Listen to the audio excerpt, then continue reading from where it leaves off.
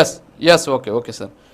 లక్ష్మీకాంత్ గారు good morning. ఇప్పుడు మన రమేష్ గారు మాట్లాడారు, ఇవన్నీ కూడా క్విడ్ ప్రోకో అంటే అధికారులను బెదిరించి కేసుల్ని అధికారాన్ని అడ్డం పెట్టుకొని విత్డ్రా చేసుకుంటున్నారని చెప్పారు. కృష్ణాంజనేయులు గారు కూడా కొన్ని కేసులను ఉదాహరించినటువంటి పరిస్థితి.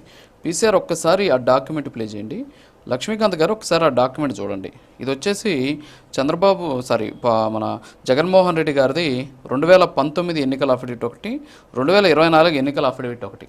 2019 ఎన్నికల అఫిడవిట్లో అంటే అధికారం లేకుండా జరిగినటువంటి ఎన్నికల్లో జగన్మోహన్ రెడ్డి గారి మీద 31 కేసులు ఉన్నాయి సార్.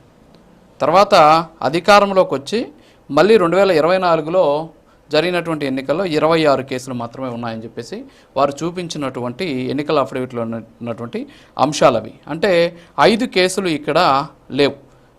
జగన్మోహన్ రెడ్డి గారి మీద ఉన్న 26 కేసులు కూడా సిబిఐ కేసులే. సిబిఐ గతంలో ఆయనకు సంబంధించినటువంటి పాత కేసులు ఏవైతే ఉన్నాయో 2011 ఆ టైంలో పెట్టినటువంటి కేసులు ఏవైతే ఉన్నాయో అవి మాత్రమే 26 కేసులు ఉన్నాయి. ఈ హయాంలో అంటే 2019 నుంచి 24 మధ్యలో, అంటే అప్పట్లో టీడీపీ 2014 నుంచి 19 వరకు టీడీపీ అధికారంలో ఉన్నప్పుడు పెట్టినటువంటి కేసులు 2019 నుంచి 24 వరకు జగన్మోహన్ రెడ్డి గారు అధికారంలో ఉన్న టయానికి అవన్నీ కూడా మాఫీ అయిపోయినటువంటి పరిస్థితి. మరి అవి కోర్టులు కొట్టేసాయా లేకపోతే నిజంగా ఈ విధంగానే ఏమన్నా జరిగిందా అనేది తెలియదు, కానీ అది మనకు కనిపిస్తున్నటువంటి సాక్ష్యం. సో దీన్ని కూడా అధికారాన్ని అడ్డం పెట్టుకొని కేసులు విత్డ్రా చేసుకున్నారు అని అనొచ్చంటారా మనం? లక్ష్మీకాంత్ గారు ఏమంటారు రమేష్ గారు మాట్లాడినటువంటి మాట? సార్, మీకు ప్యానల్ సభ్యులకి, ప్రైమ్ లైన్ వీక్షకులకి అందరికీ నమస్తేనండి. సార్, ముందుగా చెప్పాలంటే జగన్మోహన్ రెడ్డి గారి విషయంకి వచ్చేసరికి రాజకీయంగా పరిణితి చెందలేదని చెప్పేసి నేను అంటానండి.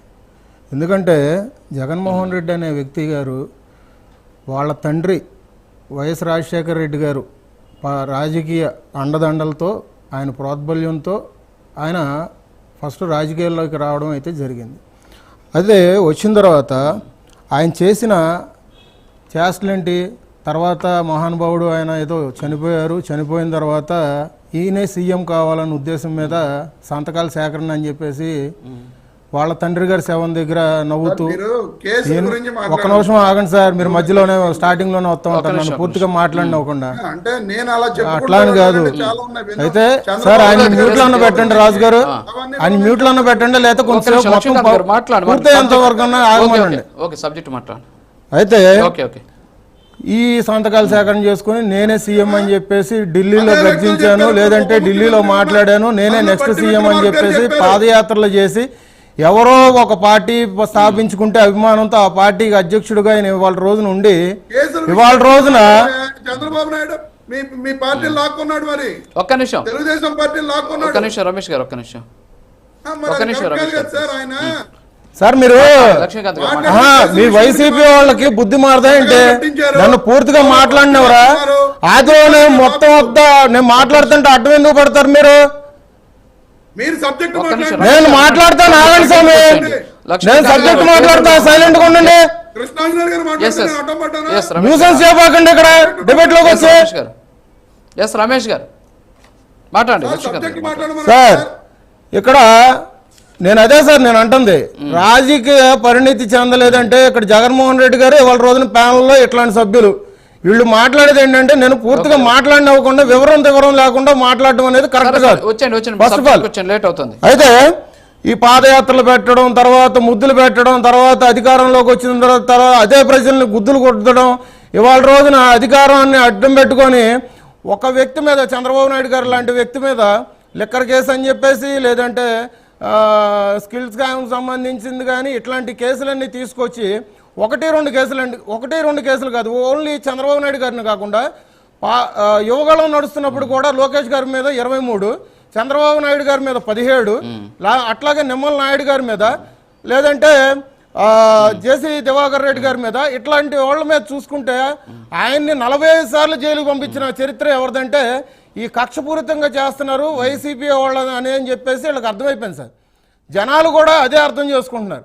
ఇవాళ రోజున 1-2 కేసులు పెట్టారంటే సరే ఈయనకి ఏదో ఉంది, అధికారంలో ఉన్నప్పుడు ఈయన ఏదో చేసి ఉంటారు చంద్రబాబు నాయుడు గారు అనొచ్చు. కానీ ఇవాళ రోజున ఆయన మీద పెట్టిన కేసులు 17 కేసులు. అట్లాంటి కేసులు ఇవాళ రోజున ఆయన అరెస్ట్ చేసినప్పుడు కూడా A1 ముద్దాయిగా కూడా ఆయన అరెస్ట్ చేయాలి. రాజమండ్రి జైల్లో పెట్టినప్పుడు A17గా పెట్టి ఆయన అరెస్ట్ చేశారు. దీని ప్రకారంగా జగన్మోహన్ రెడ్డి గారు ఎటువంటి రాజకీయాలు ఆడుతున్నారండి? నేను అందుకనే అన్న స్టార్టింగ్లో రాజకీయ పరిణితి చెందలేదు జగన్మోహన్ రెడ్డి గారు అన్న మాటకి ఇదే.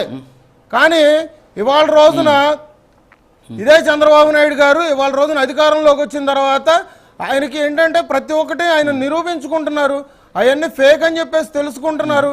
ఇవాళ రోజున ఆయన అధికారం పెట్టుకొని ఇవాళ ఏదో ఆయన కేసులు మాఫీ చేపించుకుంటున్నారన్న అనేది చాలా హాస్యాస్పదం. అది 1-2 సార్లు మాట్లాడటం అనేది చేసుకోవాలి.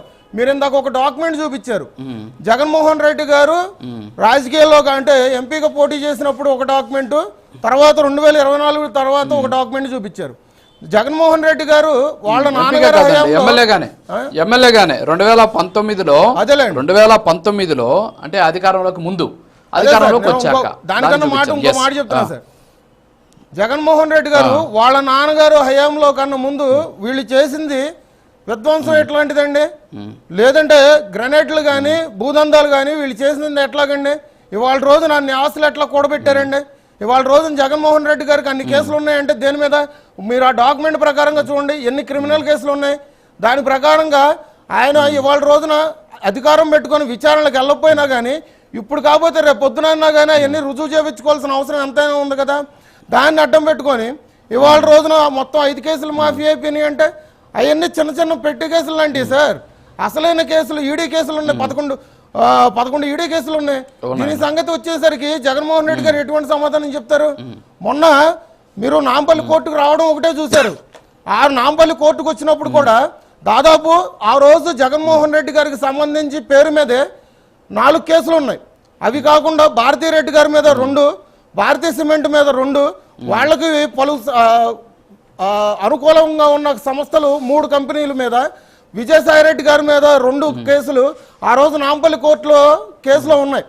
కానీ ఇన్ని కేసులు పెట్టుకొని కూడా